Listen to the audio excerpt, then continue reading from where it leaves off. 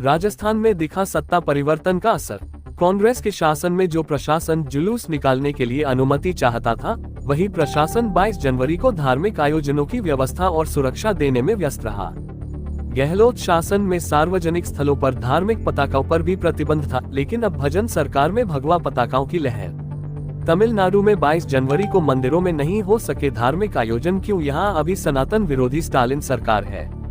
22 जनवरी को जब अयोध्या में प्राण प्रतिष्ठा समारोह हुआ तो राजस्थान भर में धार्मिक कार्यक्रमों की धूम रही। सनातन धर्म के मानने वालों ने मंदिरों को सजाया, बाजारों में भंडारे किए, युवाओं ने भगवा रैली निकाली तथा जगह जगह सनातन धर्म के प्रतीक भगवा पताकाओं को लहराया। इन धार्मिक आयोजनों के लिए किसी भी संस्था ने प्रशासन से अनुमति नहीं ली। लोगों ने स्वतंत्र होकर अपनी धार्मिक भावनाओं को प्रकट किया। पूरे प्रदेश में 22 जनवरी को उत्साह और उमंग का माहौल देखा गया। गली कूचों तक में जय श्री राम का उद्घोष हुआ, लेकिन प्रदेश के किसी भी स्थान से विवाद या तनाव की घटना सामने नहीं आई।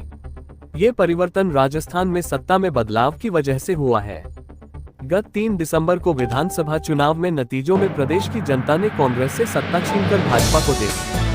भजनलाल शर्मा भाजपा सरकार के मुख्यमंत्री बने तो अब स्वतंत्रता के साथ सनातन धर्म के आयोजन हो रहे हैं। सब जानते हैं कि विधानसभा चुनाव से पहले तक राजस्थान में अशोक गहलोत के नेतृत्व में कांग्रेस की सरकार थी। गहलोत सरकार ने समय सार्वजनिक स्थलों पर धार्मिक पताकाओं को लगाने पर प्रतिबंध लगा दिया गया था। मंदिरों और सार्वजनिक स्थलों पर होने वाली भजन संध्याओं की अनुमति की अनिवार्यता भी लागू की गई। धार्मिक और सामाजिक संस्थाओं के पदाधिकारी अनुमति लेने के लिए गिड़गिड़ाते देखे गए। कई धार्मिक संस्थाओं को तो जुलूस निकालने की अनुमति इसलिए नहीं दी गई कि जुलूस में सांप्रदायिक तनाव हो जाएगा। खुद मुख्यमंत्री अशोक गहलोत ने कहा कि रामनवमी और अन्य धार्मिक पर्वों के समय जो जोशीले नारे लगाए जाते हैं उससे सांप्रदायिक तनाव होता है। गहलोत ने कांग्रेस शासन में हुए करौली से लेकर जोधपुर तक के दंगों के लिए हिंदू संगठनों को जिम्मेदार ठहराया। पूरे प्रदेश ने देखा कि किस तरह घरों की छतों से हिंदू संगठनों के जुलूस पर पथराव किया गया। गहलोत सरकार ने अपनी तुष्टीकरण की नीति पर अमल करते हुए धार्मिक पताकाओं तक पर प्रतिबंध लगा दिया, लेकिन 22 जनवरी को प्रदेश की जनता ने देखा कि कहीं कोई विवाद नहीं हुआ। लोगों ने पूरी स्वतंत्रता के साथ धार्मिक भावनाओं को प्रकट किया। कांग्रेस के शासन में जो प्रशासन जुलूस निकालने के लिए अनुमति चाहता था, वही प्रशासन 22 जनवरी को धार्मिक आयोजनों की व्यवस्था और सुरक्षा देने में व्यस्त रहा। असल में प्रशासनिक तंत्र सरकार के इशारे पर ही काम करता है। राजस्थान की जनता ने 22 जनवरी को एहसास किया कि सत्ता परिवर्तन हो गया है। तमिलनाडु में रोक। सब जानते हैं कि तमिलनाडु राज्य में मौजूदा समय में डीएमके की सरकार है और एमके स्टालिन मुख्यमंत्री है। स्टालिन के पुत्र और सरकार में मंत्री उदयनिधि ने विगत दिनों कहा था कि सनातन धर्म को खत्म किया जाना चाहिए।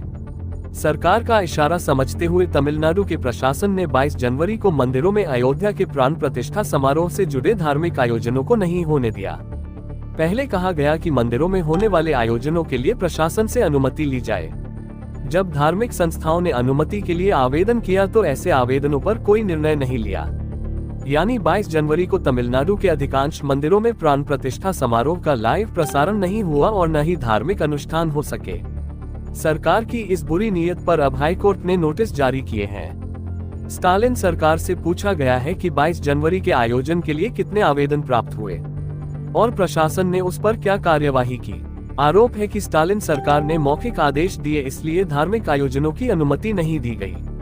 स्टालिन सरकार में ऐसी विचारधारा के लोग बैठे हैं जो यह मानते हैं कि सनातन धर्म के आयोजनों से दूसरे धर्मों के लोगों की भावनाएं आहत होंगी।